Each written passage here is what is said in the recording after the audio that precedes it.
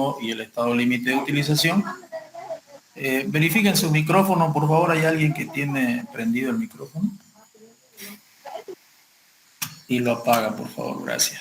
Entonces, el estado límite de utilización. Entonces, entiendo yo que debería estar comprendida la diferencia entre esos dos términos, ya de manera, digamos, teórica, ¿ya?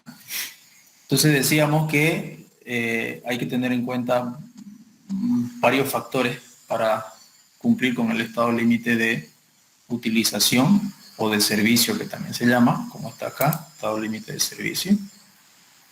En el sentido de que hasta el recubrimiento mecánico viene a ser parte del estado límite de servicio y no así del estado límite último, ¿verdad? Entonces, el mayor daño que le podemos hacer al elemento estructural es disminuir su vida útil si no cumplimos con el diseño del estado límite de servicio. Básicamente es eso: el edificio no se cae, el elemento estructural no tendría que caerse, porque si se cae o colapsa ya no es culpa del estado límite de servicio en edades tempranas, ¿no? En los primeros meses, los primeros años. Es ya estado límite de último lo que fallaría. Con el pasar del tiempo puede colapsar si nosotros no tomamos las precauciones necesarias debido al estado límite de servicio. Disminuimos la vida útil drásticamente cuando no cumplimos. Básicamente eso. Entre los estados límites de agotamiento se puede citar lo siguiente: el estado límite de equilibrio. Entonces tenemos varios subtipos o subclasificación del estado límite de agotamiento. De equilibrio por pérdida de estabilidad estática debido al volcamiento, desplazamiento o torsión excesiva. ¿Ya? Otro, estado límite de rotura o plastificación por agotamiento resistente de una o más secciones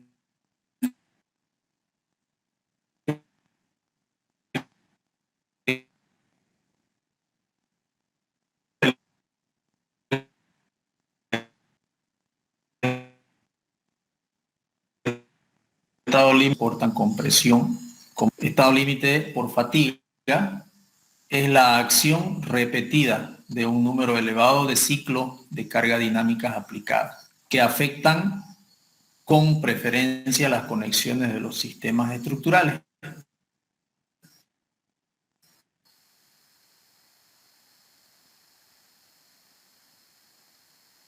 Los nudos, las conexiones se refiere a los nudos.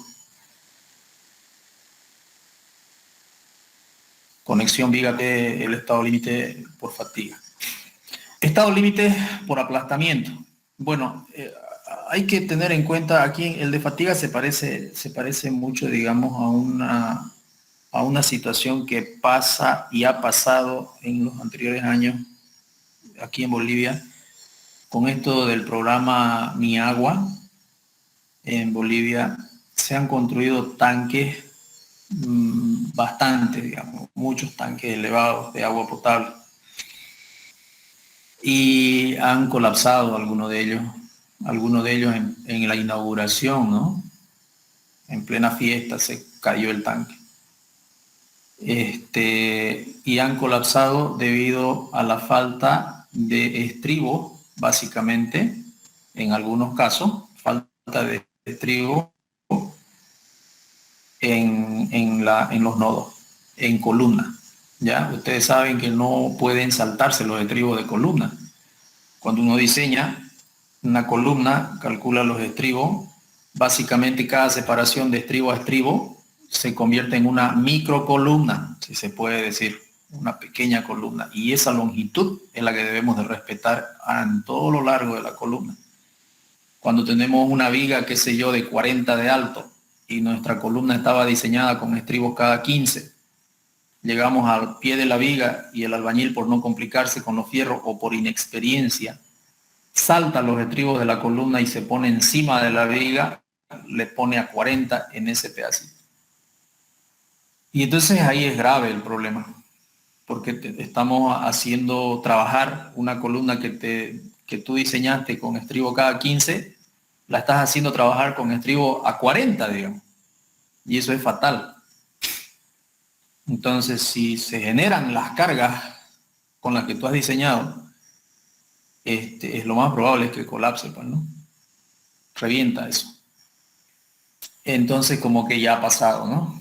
Se parece mucho, les decía yo, a por fatiga, pero la diferencia está en, el colapso es similar, pero la diferencia está que el que es por fatiga, como dice acá, ¿no? Es la acción repetida de un número elevado de ciclos de cargas dinámicas aplicadas, cargas dinámicas, cargas en movimiento, ¿no? Estado límite por aplastamiento. Es la pérdida de capacidad resistente a elevadas compresiones en los miembros estructurales de reducida esbeltez. Entonces, esto es cuando excede la compresión en el concreto, ¿no? Especialmente en las columnas. Ingeniero, disculpe, está muy pequeña la diapositiva, ¿la puede ampliar, por favor? Ya. A ver, un poquito, ahí. Sí, ok. Entonces tenemos ahí, estado límite por aplastamiento, dijimos, cuando tenemos una esbeltez reducida. Estado límite por adherencia.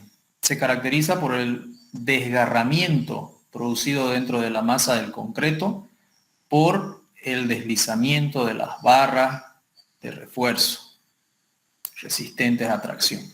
Cuando uno habla de concreto armado, el término, un sinónimo de ese término es el concreto reforzado o el hormigón armado. Cuando en la bibliografía, el ACI y demás bibliografías de hormigón nos hablan de refuerzo, no se están refiriendo a un refuerzo extraordinario, se están refiriendo al fierro que va en el concreto, ¿no? Entonces esos términos no hay que confundirlos. No vayan a pensar que el término refuerzo es un par de fierritos más, digamos, a lo que ya hemos diseñado. No, no, no. El término de refuerzo en la normativa es el fierro en sí. Todo el fierro, todo, no un refuercito, no un pedacito más de fierro, digamos, ¿no? Entonces, eso como aclaración, ¿ya? Ingeniero, buenas noches. Sigue viéndose pequeño. Me parece que tiene que darle iniciar presentación. A ver, perdón. Vamos a cambiar entonces de... Yo acá lo tengo en toda la pantalla, digamos, ¿no? Pero ahorita lo vamos a... Acá lo tenía en modo presentación, pero voy a dejar de compartir y lo voy a compartir por otra. A ver si corregimos ese problema. A ver, ahora sí, ¿no? Ah, ya. Ok. Yo lo estaba viendo siempre así, digamos, pensé que ustedes también. Bueno, está bien. Eso, estábamos hablando entonces de los estados límites por aplastamiento, estados límites por adherencia. Entonces, como ustedes pueden ver, hay diferentes ya clasificaciones, ¿no? De los estados límites basados en el tipo de colapso de los elementos estructurales. Después de una investigación se determina cuál fue el estado límite que falló, ¿no? En un peritaje se va investigando y se va clasificando en cuál de estos está y después se va profundizando la investigación hasta encontrar bien y determinar de manera adecuada el error del calculista o quizás del procedimiento constructivo. Acá, por ejemplo, en la imagen nosotros vemos una falla por adherencia, ¿no? Como pueden ver ustedes. Entonces el elemento estructural falla por adherencia y se nota clarito porque se desprendió, digamos, el acero el concreto se desprendió del refuerzo de fierro, ¿no? Entonces ahí hay varias posibilidades de falla. El agregado puede ser un elemento que hubiera tenido mucho fino, quizás limo, contenido de limo, y eso no le permite al concreto adherirse a la armadura. Otra puede haber sido que en la armadura haya habido alguna sustancia química en el contorno de la armadura al momento de colocarla y antes de vaciar el concreto. Muchas veces se utiliza aceite sucio para pintar la madera y evitar la adherencia del concreto en la madera para poder reutilizar el encofrado de manera fácil y poder desencofrar sin dañarlo, ¿no? Si no le echamos aceite quemado o aceite sucio de vehículo o grasa a la madera, si no lo empastamos con algo, la madera se adhiere tanto al concreto y después de cuando queremos desencofrar, es complicado desencofrar y la mayoría de las veces se parte, se raja el encofrado y ya se echa a perder. Para evitar eso, los albañiles experimentados saben que deben de echarle, normalmente acá le echamos aceite quemado, ¿no? Según la hora, el ingeniero tiene que estar atento en qué momento van a ocupar el aceite quemado. Si le llevaste tarde el aceite quemado y tu armadura ya está colocada, el encofrado ya está colocado, se la va a ver fea. El albañil no se hace problema, vos le llevas el aceite quemado y le mete fierro y todo, digamos. A él no le importa, digamos. Le mete nomás. Traiga el fierro, traiga el aceite y meta, carácter. Y lo empaña todito tu fierro. Y ahí podemos cometer el tremendo error de colapsar la estructura por adherencia, por falta de adherencia. En lo pintar los fierros no se va a adherir el concreto, ¿no? En el fierro. Y ahí estamos mal.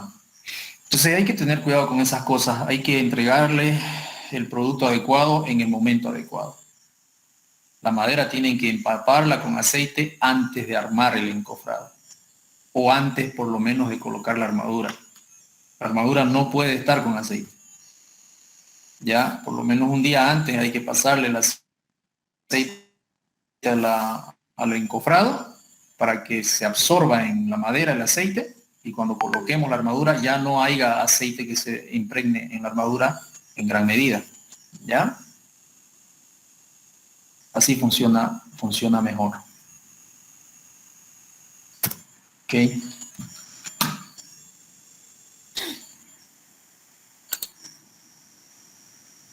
No quiso cambiar. ¿Qué pasó aquí? Ahora sí. Entonces aquí tenemos algunas fotitos, digamos, de elementos estructurales de atamiento a compresión del concreto por carga vertical, debido a la poca resistencia cilíndrica a compresión del concreto. Este tipo de fisuras, fíjense cómo son, verticales, básicamente. Aquí han podido pasar muchas cosas. Una de las cosas, que la resistencia del concreto no haya sido la adecuada para lo que fue diseñado, para la carga que le ibas a poner. Se equivocó el calculista, puede ser. Otra de las cosas es que el cálculo estaba bien, solamente que aquí el albañil le metió un casco de agua para cada medio balde de concreto, que eso es lo más probable, porque en columna,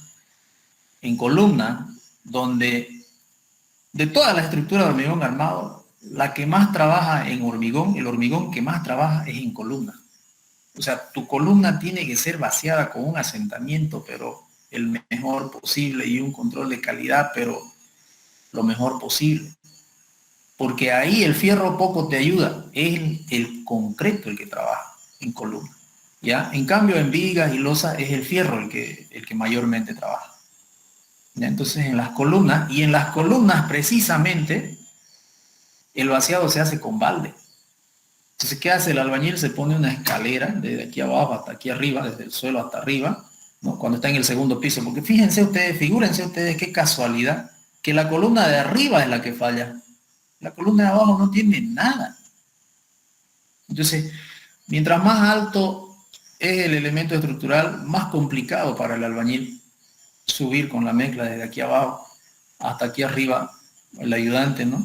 En el hombro, el balde. Y de aquí arriba vaciarlo, ¿no?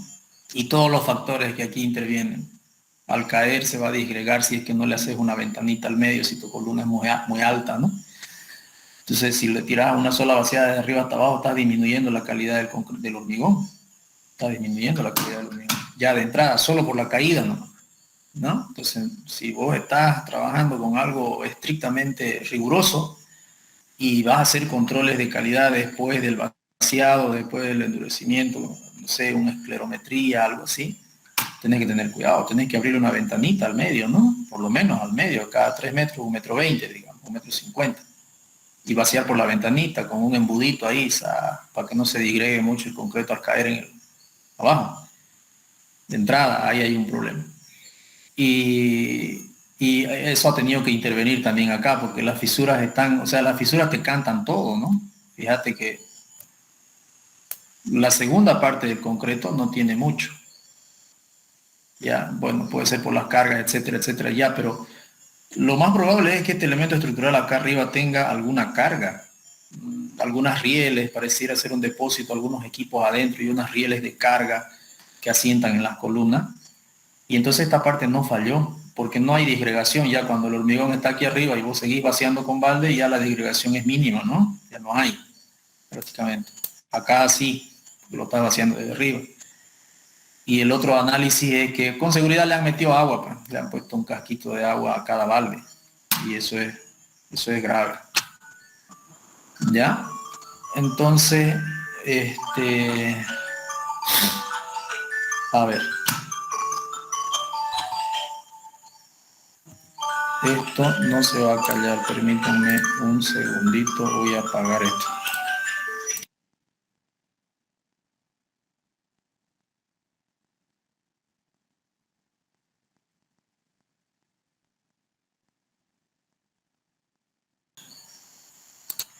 Luego cerré la presentación. Ya. Ya. Entonces hay muchos factores, ¿no? En esta foto lo enfocan más al agotamiento resistente. Claro, el agotamiento resistente es claro, pero ¿por qué pasó? Entonces le bajaron la resistencia al concreto y obviamente ya no estaría soportando la compresión para la cual fue diseñado. ¿Por qué le bajaron? Por mal proceso constructivo. La fisura es característica del agotamiento. Aquí el hormigón falló, ¿ya? ¿Pero por qué? Hay varios factores. Se hace un cálculo estructural y se investiga si el calculista calculó bien los fierros, la sección del concreto, la sección de la columna. Si cumple, entonces hay que analizar el concreto, cuánto era la resistencia ahora, ¿no? ¿Cuánto es su resistencia ahora? Si te sale 60, 100, qué sé yo, se verifica en el cálculo cuánto proyectó el calculista. El calculista lo calculó con 210, con 250, pero después de la ejecución se encuentra, bueno, entonces ya otra resistencia se elaboró mal. El supervisor, lo agarran al supervisor, juicio al supervisor. Hay varios de estos juicios en la universidad, ¿no? Entonces, bueno, esa es una de las cosas, ¿ya? Estas resistencias a la compresión del concreto son datos obtenidos conforme a ensayos de extracción de núcleos o pruebas de esclerometría o esclerométrica efectuadas sobre los elementos existentes.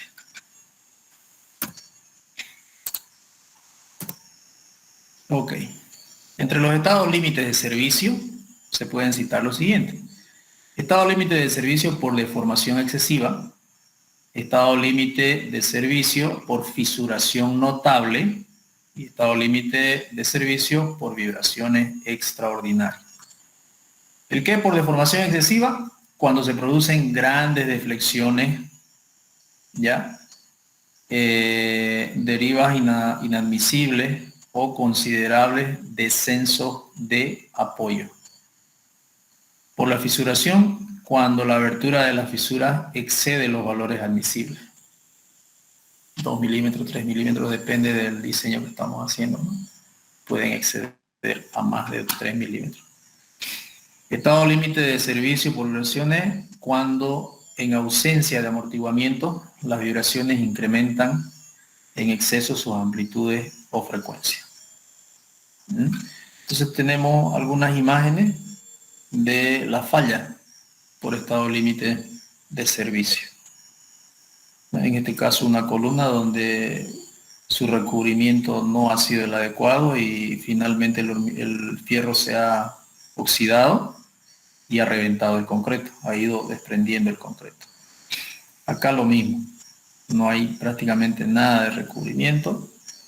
Y como ustedes ven, esto es fundaciones, ¿no? Debería tener prácticamente 5 centímetros de recubrimiento acá. Y está en contacto con la agresión o la humedad del suelo, ¿no? Lo mismo que esto otro. Entonces, eso hay que tener en cuenta. El estado límite de uso o servicio es el que se refiere al desempeño de la estructura por la acción de carga no factorizada o mayorada. Este estado límite se alcanza cuando bajo las cargas de servicio se producen efectos importantes de deformación, deriva, asentamiento, desplazamientos laterales totales, fluencia, reflexiones instantáneas, deflexiones diferidas y vibraciones importantes, que pueden afectar seriamente la resistencia y durabilidad previa o prevista de una construcción. Lo que hemos dicho, básicamente como un resumen, ¿no?, de todo lo que hemos hablado. El estado límite de servicio se mide considerando las magnitudes de las deflexiones, grietas y vibraciones de las estructuras, así como la cantidad de deterioro superficial del concreto y la corrosión del refuerzo. Entonces aquí, si bien es cierto, el estado límite de servicio es un poco subjetivo, porque básicamente depende de la apreciación del que va a verificar, del supervisor, del inspector que hace el análisis de la situación en una estructura. También hay estándares de mediciones. Entonces, los estándares vienen a ser el diámetro de la fisura, el grosor del recubrimiento en otras situaciones, ¿no?, etcétera. Estos aspectos pueden perturbar el uso de las estructuras, pero generalmente no implican su colapso. Claro, no va a colapsar en edades tempranas, eso es verdad. Pero ahí la vida útil nuevamente se va a disminuir bastante. Entonces, los edificios siempre vibran, siempre se mueven, siempre están en vibraciones, pero no debe ser de gran magnitud aquello, ¿no? Por eso es que hay que controlarlo. El código ACI 31814, bueno, esta presentación es un poco antigüita, ¿no? Porque estamos ya por la 31819 en estos momentos. O sea, el 2019 se lanzó un ACI, el último que ha salido, ¿no? En su capítulo 24, requisitos de funcionamiento, se ocupa de los estados límites de servicio relativos a las deflexiones y a los anchos de grieta. No cambia. También en el capítulo 24, el ACI 31819 habla de esto mismo, ¿no? El código ACI contiene requisitos muy específicos referentes a los estados límites por resistencia de los miembros de concreto reforzado, pero permite al proyectista cierta libertad en el área de servicio. Entonces, lo dice claro, se permite en el área de servicio cierta libertad, un poco subjetivo, ¿no?, para las personas que lo van a ver el problema, ¿no? La utilización del método de diseño por resistencia conjuntamente con el uso de concreto y acero de mayor resistencia ha permitido el uso de miembros relativamente esbeltos. Como consecuencia, las deflexiones y el agrietamiento por deflexión se han convertido en problemas más severos de lo que fueron hace un tiempo, ¿no? El control de calidad debe ser más estricto cuando nosotros calculamos elementos con mayor esbeltez. Por supuesto que sí. Las magnitudes de las deflexiones en miembros de concreto pueden ser muy importantes. Las deflexiones excesivas en viga y losa pueden ocasionar pisos combados, charcos en techos planos y vibraciones excesivas. Entonces, esas cosas, como consecuencia, nos pueden generar problemas a la larga, porque en una losa de techo que vos tengas tus charcos ahí, es decir, como que no le va a pasar nada, pero la humedad mucho tiempo está sometiendo a humedad ese elemento estructural. Si tiene un charco ahí, va a tardar en evaporarse y por último se va a ir infiltrando, ¿no? Y esa humedad, si llega al acero, va a empezar el proceso de corrosión. El acero necesita dos cosas para empezar su corrosión: oxígeno y humedad o agua, ¿no? Lo mismo. Si tiene las dos, empieza su proceso. Tales deflexiones pueden dañar los muros divisorios y desajustar el cierre de puerta. Obviamente, si se te pandea tu losa, tu viga, abajo te puede generar problemas. Además, pueden afectar la apariencia de una estructura o alarmar a los ocupantes del edificio, aun cuando éste sea perfectamente seguro. Toda estructura usada por personas debe ser suficientemente rígida y relativamente libre de vibraciones para generar un ambiente de seguridad, ¿no? Y tenemos un ensayito de una viga, ¿no? Sin embargo, hay otras deformaciones más significativas que pueden transformar el sistema en otro inoperante desde el punto de vista del confort y la estética. Este es el caso de las deformaciones por flexión de las vigas, conocida por deflexiones o elaciones. La deflexión resulta de la cuarta integración del diagrama de carga de una viga, ¿no? La cuarta integración. O de la segunda integral del diagrama de momento. Eso ustedes lo saben también, ¿no? Y el diagrama de momento se lo calcula también a partir de la curva de las cargas, ¿no? La máxima deflexión producida en la luz de la viga se conoce por flecha y su valor debe estar limitado para no superar los límites admisibles, de modo que la viga no luzca combada o pandeada, excesivamente deformada e inutilizada para la función que debe cumplir en su estructura. Si bien una viga puede soportar las cargas que actúan sobre ella de manera eficiente, aun cuando se haya excedido en algo la deformación por flexión, debe tener las proporciones adecuadas para evitar que una excesiva curvatura le dé apariencia débil o insegura bajo la acción de las cargas de servicio que actúan durante su vida útil. ¿Ya? Ahí tenemos algunos diagramas. Al aplicar la carga, sufre una deformación instantánea. Eso hay que tenerlo en cuenta.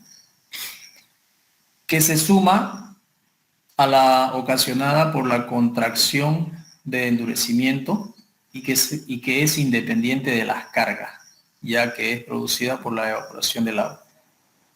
Con el transcurso del tiempo, esta deformación va aumentando por efecto de la fluencia lenta. ¿Qué tiene que ver la retracción? Veamos acá. La retracción está asociada a los cambios de volúmenes que se producen en el concreto por acción del fraguado, ya que se puede generar grietas que pueden producir tensiones adicionales en el elemento y grietas que pueden incrementar el riesgo de corrosión en el acero de refuerzo. Este tema de la retracción es el pan de cada día en la parte de los vaciados que se hacen. Es con lo que tenemos que lidiar toda la vida los civiles y sobre todo en el control de calidad al momento de la ejecución de los trabajos. Tratar de considerar todos los aspectos que pueden provocarnos retracción del concreto. Puedes tener la cantidad de agua ideal, de dosificación, la gente, todo.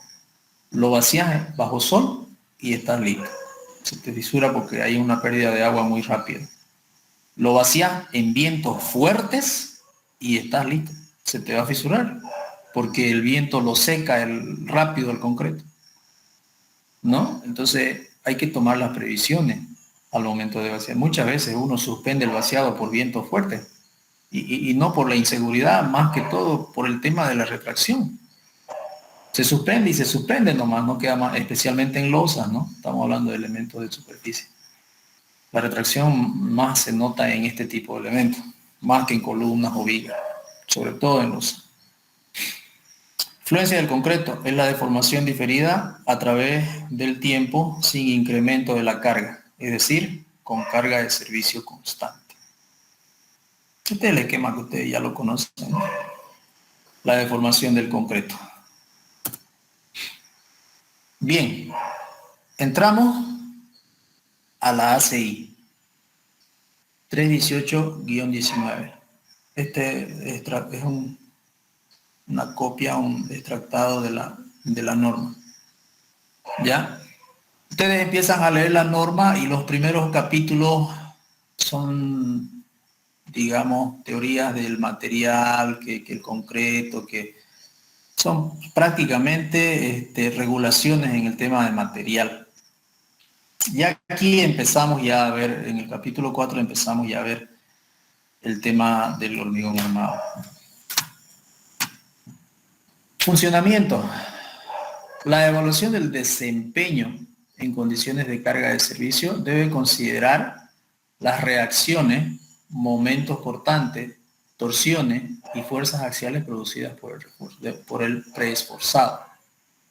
Flujo plástico, retracción, variación de temperatura, deformación axial, restricción de los elementos estructurales adyacentes y asentamiento de la cimentación.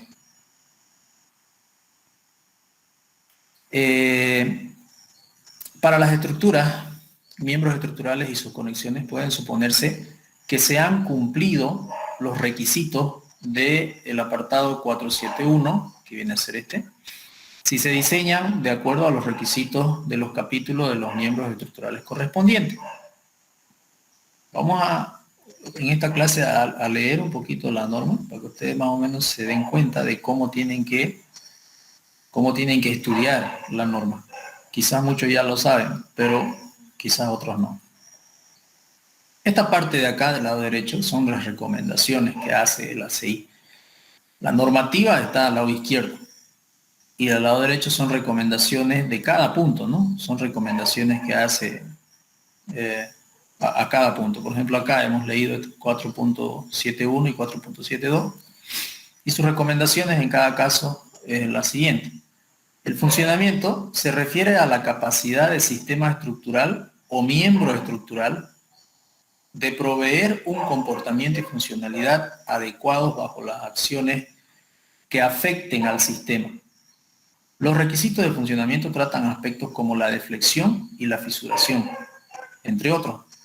Las consideraciones de funcionamiento causadas por vibraciones se discuten en la recomendación 66322 y la recomendación 24.1 de esta misma norma. Si ustedes buscan el capítulo 6.6322, lo leen, y el capítulo 24.1. Capítulo 24.1, recomendación, lo pillan. Entonces, ¿cómo hacen eso?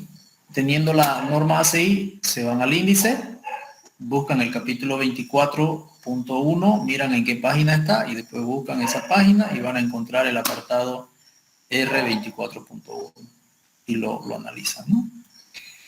Excepto lo establecido en el capítulo 24, ojo con esto, excepto lo establecido en el capítulo 24, las combinaciones de carga a nivel de servicio no se encuentran definidas en este reglamento, pero se discuten en el apéndice C de ASCE 716.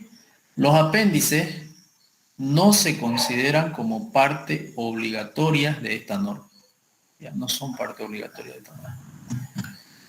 Entonces, no sé si lo tengo R66, creo que lo tengo aquí, acá está. El R663.22, que era el que nos decía acá, R663.22, lo he buscado, vayamos, y se los he copiado acá. Dice sobre el tema que estamos estudiando, ¿no? Es necesario realizar análisis de las deflexiones, vibraciones y periodo de la edificación a diversos niveles de carga de servicio no mayorada. Carga de servicio no mayorada. Para determinar el comportamiento de la estructura en servicio, los momentos de inercia de los miembros estructurales en el análisis para cargas de servicio deben ser representativos del grado de fisuración en los diversos niveles de carga de servicio investigados, a menos que se disponga de un cálculo más preciso de la fisuración en los diversos niveles de carga de servicio, se considera satisfactorio usar 1 dividido entre 0,7, que es igual a 1.4, resumen, a menos que se disponga de un cálculo más preciso de la fisuración, se considera satisfactorio usar 1.4 veces los momentos de inercia dados en el apartado 663.1, sin exceder el momento de inercia baricéntrico, momento de inercia baricéntrico de la sección transversal. Para los análisis de carga de servicio, las consideraciones de funcionamiento para vibraciones se discuten en el apartado 24.1. Y aquí está el 24.1. ¿no? Terminan de leer esto y como lo mandó al 24.1, se van al 24.1 y lo revisan.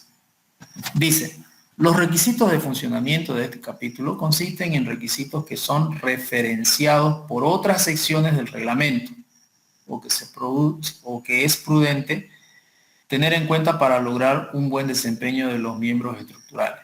Este capítulo no debe tomarse como una compilación coherente y completa de los requisitos para las condiciones de funcionalidad relacionados con el diseño de los miembros estructurales. Este capítulo no contiene requisitos específicos para vibraciones. Con base a la experiencia se han encontrado que sistemas de pisos construidos en sitios diseñados de acuerdo con los espesores mínimos y requisitos para las deflexiones de 7.3, 8.3, 9.3 y 24.2 son los apartados que hablan de esta parte de las deflexiones. En general, han tenido un comportamiento ante vibraciones adecuado para el confort humano bajo condiciones típicas de servicio. O sea, te está diciendo, si vos cumplís con estos apartados, se ha investigado y han tenido un confort humano, si se cumple con todo esto. No obstante, puede haber situaciones donde las condiciones de funcionamiento pueden no ser satisfactorias. Por ejemplo, luces grandes y planas abiertas. En este caso, mira, cuando vos tenés luces grandes, acá en esta parte de las deflexiones y todo en la norma, no te habla de lo que nosotros le llamamos los nervios rigidizadores. No te dice nada. Sin embargo, nosotros acá incorporamos los famosos nervios rigidizadores cuando las luces son muy grandes. Yo más o menos le pongo cada 6 metros, es decir, si tengo una losa de 6 metros de apoyo a apoyo, con vigueta alivianada, ya mismo le incorporo yo por lo menos un nervio rigidizador, una viga plana perpendicular a las viguetas en la mitad de la losa. Una viga plana perpendicular a las viguetas en la mitad de la losa. Si pasa de los 6 metros, 6.2, 6.3, 6.5, le pongo 2. O sea, el máximo es 6 metros. Si pasa de 6 metros, le pongo 2. Y esos 2 nervios rigidizadores los ponemos distribuidos a 1/3, ¿no? Entonces me van a quedar 3 espacios con 2 vigas planas al medio perpendiculares a las viguetas. Comprobadísimo, por experiencia propia. El tema de las vibraciones con los nervios rigidizadores se elimina prácticamente haciendo eso. Si no le pones nervios rigidizadores, tu losa, o sea, no hay confort. La gente se asusta cuando camina y el otro está sentado, que se va a caer eso, digamos, ¿no? Se amaquea. Y ese es el nivel de servicio, ¿no? No se va a caer, pero no genera confort. Y aquí lo dice, ¿no? Todos estos apartados cumplir, está bien, te va a salir bien, pero dice, hay excepciones. Aún cumpliendo con todo esto, si tus luces son grandes, vas a tener un poco de problema de confort. Y el inciso B, pisos donde puede haber requisitos de comportamiento ante vibraciones muy estrictos, como pueden ser fabricación con precisión y espacios para laboratorio, ¿no? Pisos donde puede haber requisitos de comportamiento ante vibraciones muy estrictos, es decir, que tengas en tus especificaciones de que, qué sé yo, la vibración tiene que ser 0. Entonces ahí tenés que ver si no va a ser 0, o sea, es casi difícil que sea 0, entonces tenés que ver quizás implementar más nervios rigidizadores o hacer algo ahí para que, o disminuir tus luces, que no sean grandes luces, para disminuir casi a 0 el tema de las vibraciones. Quizás por los equipos que vayan a tener en esa losa, ¿no? Que quizás se puedan arruinar con el movimiento vertical pequeñísimo, que quizás el ser humano no lo sienta, pero que sí se generan. Y entonces tus especificaciones vienen y te dicen vibraciones cero, compañero. Ahí hay que considerar, y la norma te dice, cumplí todo esto, te va a salir bien, te dice, pero tenés que tomar en cuenta estas cosas. Inciso C, espacios sometidos a cargas rítmicas o equipos mecánicos que vibren. Entonces un equipo que te empieza a vibrar, te hace vibrar todo el edificio prácticamente, ¿no? Ahí tú tienes que ver el diseño. Yo creo que más allá de la estructura viene a ser el diseño de la base del equipo, donde vas a instalar el equipo. Tenés que ponerle una base amortiguada, ¿no? Una base amortiguada para que el equipo vibre y su base le permita disipar, si es posible, al 100% esas vibraciones con tu losa. Esto yo lo hago, por ejemplo, cuando instalamos bombas de agua en las piscinas, en la terraza. Nosotros instalamos la bomba de agua sobre bases en tacos de goma, ya con una determinada densidad, que permita que esa goma disipe casi al 100% la vibración de la bomba. Y no es una bomba enorme, no es una vibración terrible, pero el tipo que vive justamente abajo de esa piscina lo siente, la vibración, si no le pones algo al equipo que disipe su movimiento, ¿no? No solamente en sonido, sino también en vibración. Le pones la mano a la pared y se siente como tu estructura está vibrando ahí, ¿no? Eso está funcionando. Para evitarse líos, problemas con los inquilinos, hay que considerar todas esas cosas. Los sistemas de piso preforzado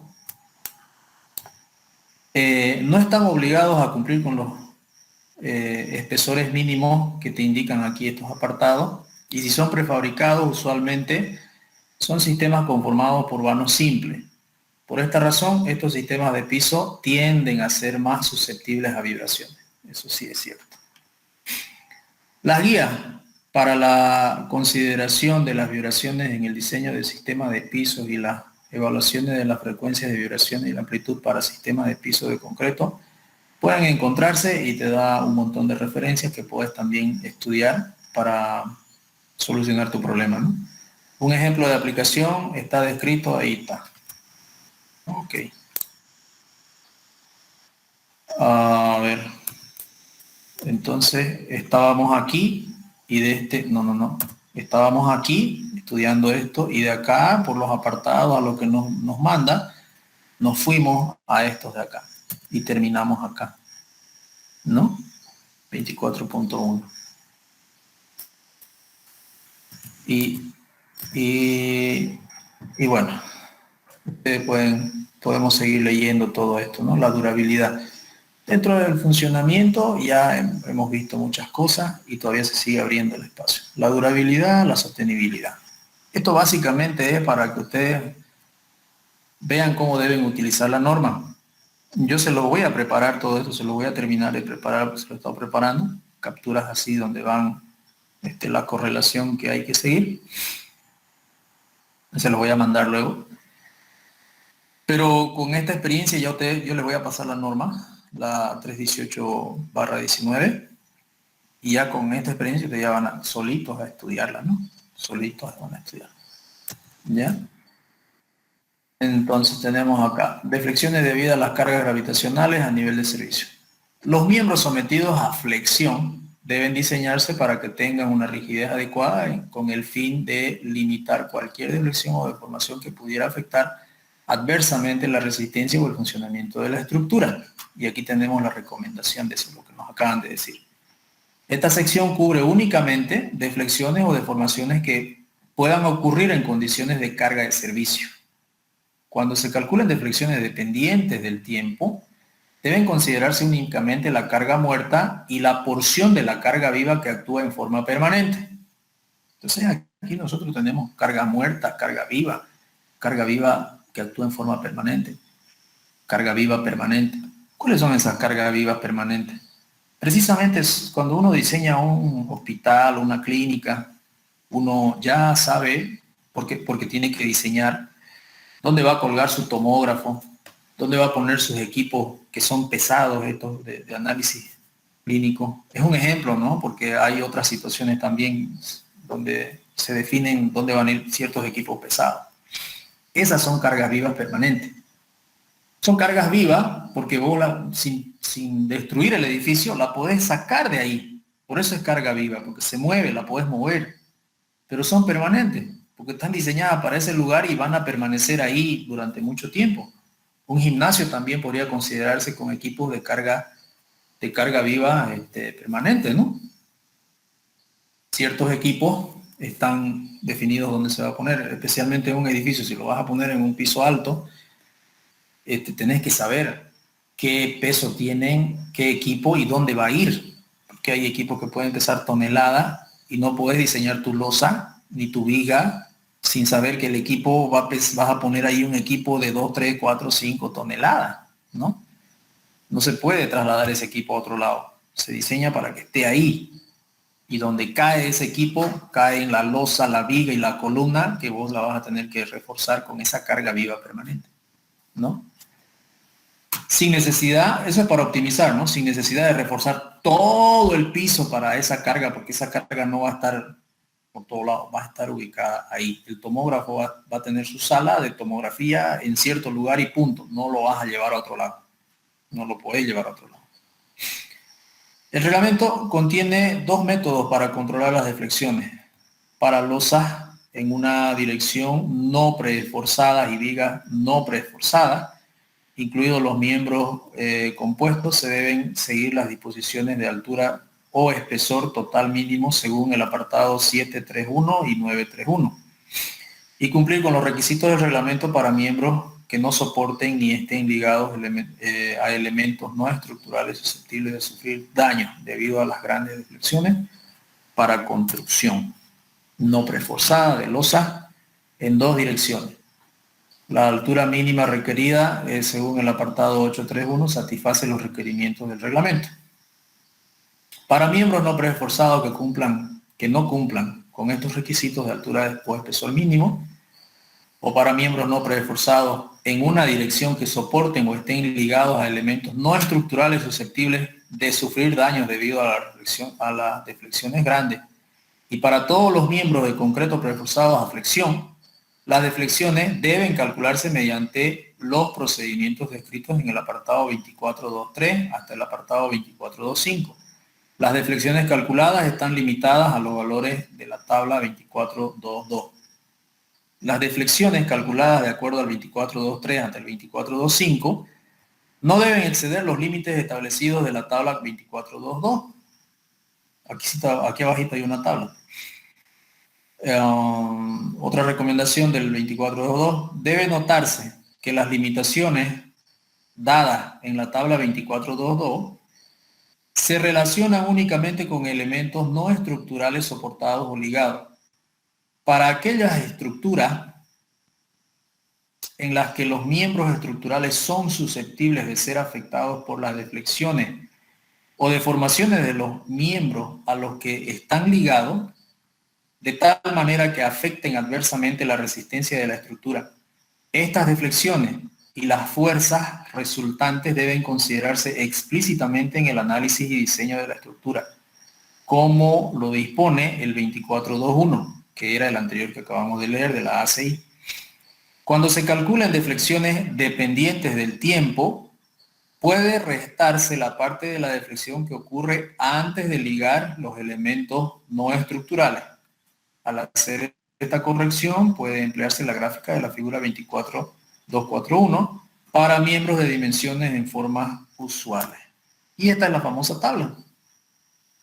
Deflexión máxima admisible calculada. El miembro, techos planos, entrepiso, techo o entrepiso. Condición, que no soporten ni estén ligados a elementos no estructurales susceptibles de sufrir daños debido a deflexiones grandes, deflexiones inmediatas debido a la longitud del vano. Deflexiones consideradas, deflexiones inmediatas debido a LR, S y R. La longitud sobre 360, esa es la recomendación, ¿no? El límite de la deflexión en el caso de techos planos, L sobre 180. Se divide en centímetros. la longitud sobre 180. Techo o entrepiso, L sobre 480 si son susceptibles a sufrir daños debido a deflecciones grandes, y L sobre 240 que no son susceptibles para sufrir daños debido a deflecciones grandes. Básicamente es como decir longitudes largas, longitudes cortas de vano, ¿no? Básicamente eso. Y longitud larga es a partir de 6 metros, ya es longitud larga. Menos de 6 es una longitud corta. Este límite no tiene por objeto constituirse en una salvaguardia contra el empozamiento del agua. El empozamiento del agua se debe verificar mediante cálculo de deflecciones, incluyendo las deflecciones debidas al agua estancada. Aquí es importante que ustedes trabajen acostúmbrense a trabajar. Va a ser difícil lidiar con sus albañiles con las contraflechas. Trabajen con contraflechas, no solamente en viga, sino también en losa.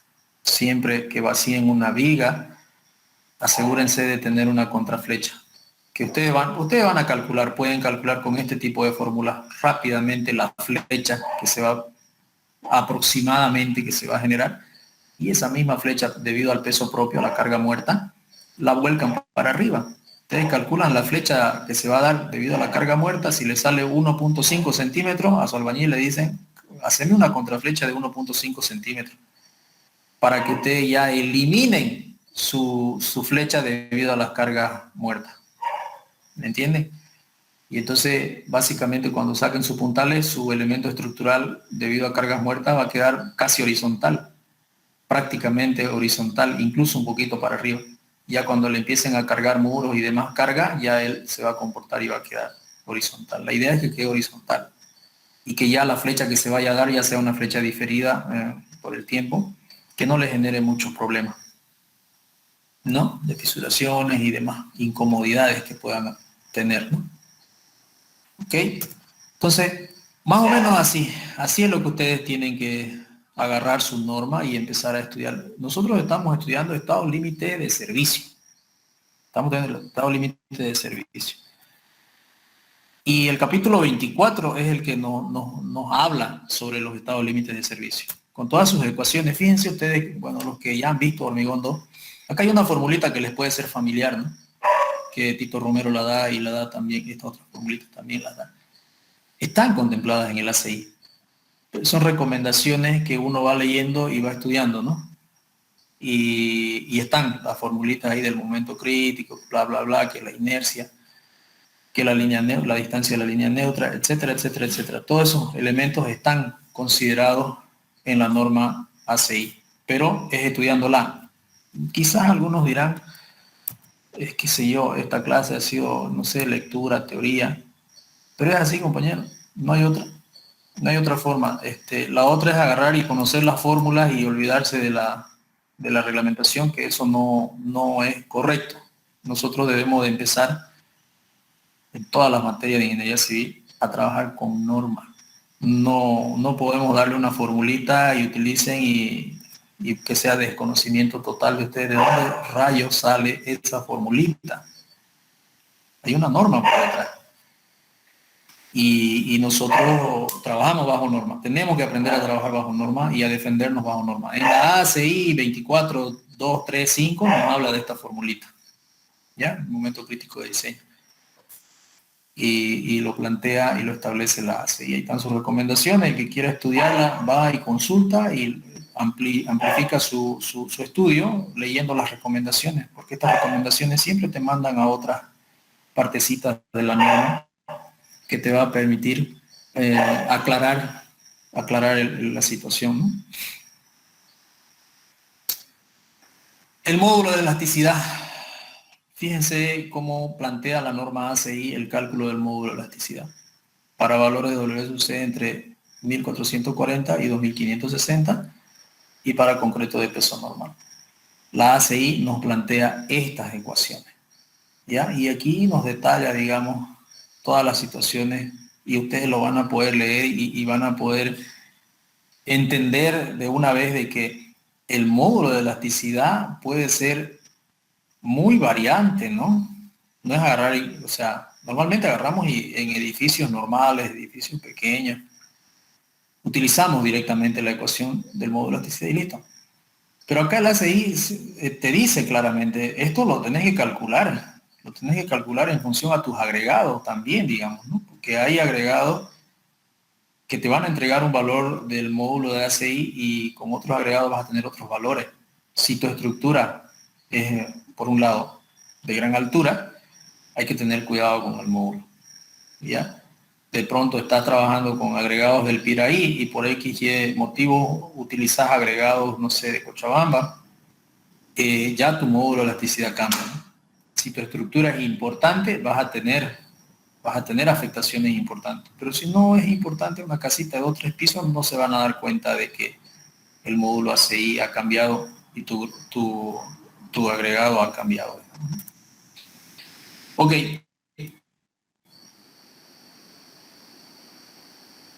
Básicamente es eso. Les decía, yo les voy a pasar esta presentación, donde ya están más o menos encaminada el estudio de esto. Y después les mostraré algún ejercicio para calcular los anchos de fisura y demás cosas que están establecidos también en función al clima, ¿no? De diseño del elemento estructural. Si es un clima cálido, qué tipo de clima es, y el medio, si es agresivo o no es agresivo, que también está. ¿Ya? A ver, después... ¿Qué más tenemos? Eso sería, han quedado 91 estudiantes en sala.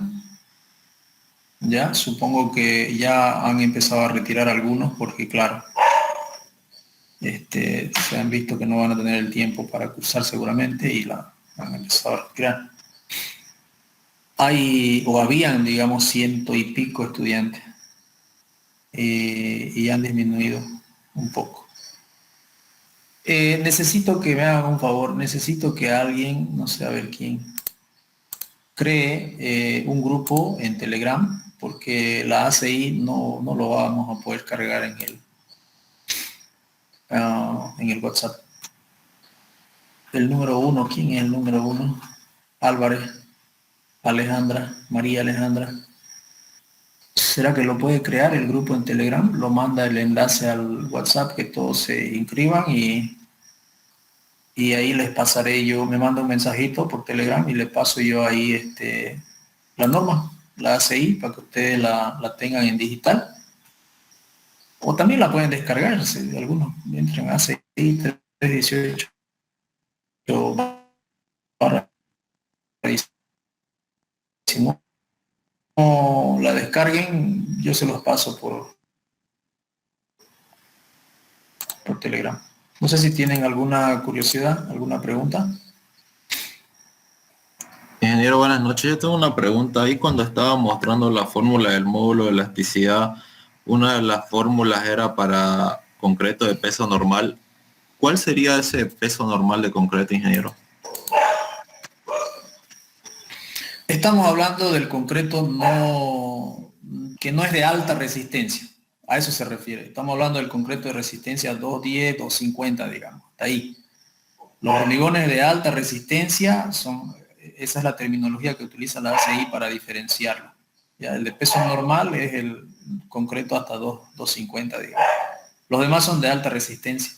Y también están exentos de ese análisis aquellos hormigones fluidos de altísima resistencia, ¿no? Que son bastante especiales y son fluidos, no llevan prácticamente agregados. De paso, es como una pasta, como una lechada de cemento, ¿no? Los hormigones fluidos de altísima resistencia, que te alcanzan 400 básicamente o más kilos por centímetro cuadrado de resistencia a la compresión. Entonces estos hormigones nosotros los usamos porque hay aquí en nuestro medio cuando tenemos cangrejeras, por ejemplo. Si nosotros identificamos cangrejeras, tenemos que rellenar esa cangrejera. No lo vamos a rellenar con un hormigón 210 ni 250, nada que ver, porque ya una cangrejera es una deficiencia constructiva del elemento estructural que tenemos que subsanar de la mejor manera posible. y ahí compramos estos hormigones líquidos de alta resistencia, que son caros, pero que afortunadamente hay en nuestro medio, y rellenamos nuestras cangrejeras con ese hormigón, esperando de que quede reparada la debilidad o la deficiencia constructiva, ¿no?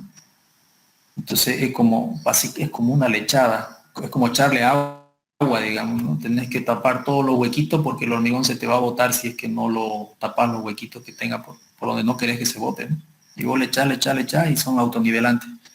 Ese se va como si le echaras agua buscando por dónde escaparse y hasta que rellena todos los huequitos. Ese tampoco está establecido aquí en ese módulo, son otros análisis para ese tipo de concreto. ¿Ya? A eso se refiere. Yo los invito a que se den un tiempito. Ustedes, yo sé que a veces se complica el tiempo, pero en leer esta norma. Leyendo esta norma ustedes van a aclarar muchísimas de sus dudas. Les va a quedar muy clara la película y ustedes van a saber ya de dónde pues salen esas fórmulas, ¿no? De dónde salen, por qué los propone y cuál es su justificación. Y también se van a dar cuenta que no todo está dicho con una fórmula. La misma ACI te dice, mira, esta fórmula te va a solucionar, pero hay excepciones. En estos casos no te va a funcionar, así que va a depender nomás de tu astucia, digamos, ¿no? Te lo dice la ACI. En otras palabras, como hemos leído, ustedes han visto, hemos leído esto, pero vas a tener cuidado en estos casos, caso 1, caso 2, caso 3, donde las investigaciones que se han realizado han reportado que aún siguiendo las recomendaciones ACI, en ese tipo de situaciones no les ha ido muy bien, ¿no? Y te lo dicen, tener cuidado en esta parte, ya toma tus otras medidas. Entonces, no todo es así como que todo es ley, como que todo está escrito y tiene que ser así, no. Son formulaciones básicamente empíricas, prueba y error, prueba y error. Y entre esa prueba y error sale la fórmula mejorcita, elaborada, pero hay excepciones. Hay muchas excepciones. ¿Ya? Esa es la situación. ¿Ok? Quizás alguna otra duda, alguna otra pregunta? Ingeniero, buenas noches. Buenas noches. ¿Tiene mucha diferencia entre las ediciones de los libros ACI? Porque yo tengo la ACI, la edición, octava edición, la 318-08 de la ACI. Ah, sí. Sí, tiene actualizaciones. Incluso hay algunas ecuaciones que han cambiado algunos coeficientes, te cuento. Sí, porque ahorita estaba viendo el módulo de elasticidad, igual coincide con la de usted, pero quería ver si tenían varias modificaciones, digamos, ¿no? Tiene algunas, no tiene varias, pero tiene algunas actualizaciones, porque, bueno, la investigación sigue avanzando y cuando encuentran ellos la solución a un problema que en esa época no lo encontraron, van corrigiendo algunos coeficientes y que se aproximan más a situaciones que antes no lograron solucionar. Está muy lejos. Yo te recomendaría que agarremos nomás, o sea, la última. Si vamos a estudiar una, estudiamos la última, pues, ¿no? Ya, ingeniero. Estudiémosla la última, por favor. Es mejor, hay mejor confiabilidad. Porque después que salga va a ser difícil que te pongas a estudiarla. Consultarla sí, porque ya la estudiaste. La vas a consultar y todo el tiempo. La memoria es frágil y uno se olvida, pero sabe de dónde salió y vas a buscarle y vas a decir, aquí estaba, yo me acuerdo que aquí estaba. Y lo vas a pillar, ¿no? Entonces la consulta va a ser así. Y a las nuevas ediciones, en 10 años, cada 10 años, yo creo que es bueno siempre tirar una revisadita a las nuevas ediciones porque aparecen cosas interesantes. ¿Ok? Una consulta, ingeniero. En el tema para presentar, por ejemplo, un cálculo estructural, ¿a qué norma se basa? La ACI o la norma boliviana. Es decir, lo que pasa es que la norma boliviana es como que más resumida, no sé cómo decirlo, digamos, porque es una copia casi de la ACI, pero la norma boliviana omite ciertas cosas. Pero la Sociedad de Ingenieros de Bolivia, o sea, los técnicos, los expertos lo saben. O sea, los ingenieros que están en el medio de cálculo lo sabemos y por eso es que la sociedad de ingenieros te acepta que presentes bajo la ACI o bajo la norma boliviana. No hay ningún problema. Gracias, ingeniero. Ya, no de nada. Yo prefiero trabajar con ustedes con la ACI porque es más amplia, tiene más para leer. Entonces ahí ustedes van a aprender, creo yo, que van a aprender mejor. Sin desmerecer la norma boliviana, básicamente es una copia resumida de la ACI. Ustedes están yéndose a la fuente y no al resultado de ese análisis, digamos, ¿no? Creo que es mejor. Véanlo ustedes cuando ya calculen si agarran la boliviana o la ACI, ya ustedes ya van a ser libres de elegir. Por el momento, la ACI. Bien, jóvenes, ahí vamos a quedar. Ingeniero, buenas noches. Buenas noches. Disculpa, hace rato me habló, pero no servía mi audio. Me dijo que crea un grupo en Telegram. Sí, un grupo en Telegram, la número 1 de la lista, va a crear usted, ¿no? Crea un grupo en Telegram. Ya, ingeniero. Para que le suba ahí la ACI, porque es pesada y no puedo subirla en WhatsApp y es más fácil, ¿no? Telegram se lo subo y ustedes lo tienen. Y los que quieran buscarla, la pillan también, no hay problema, la buscan en internet, la 318/19. ¿Ok? Por favor. Me manda un mensajito al Telegram y yo le voy a enviar la norma ahí. Claro, ingeniero. Ok, gracias. Bien, chicos, nos vemos el día viernes. Se cuidan, ¿ya? Hasta luego, ingeniero, gracias.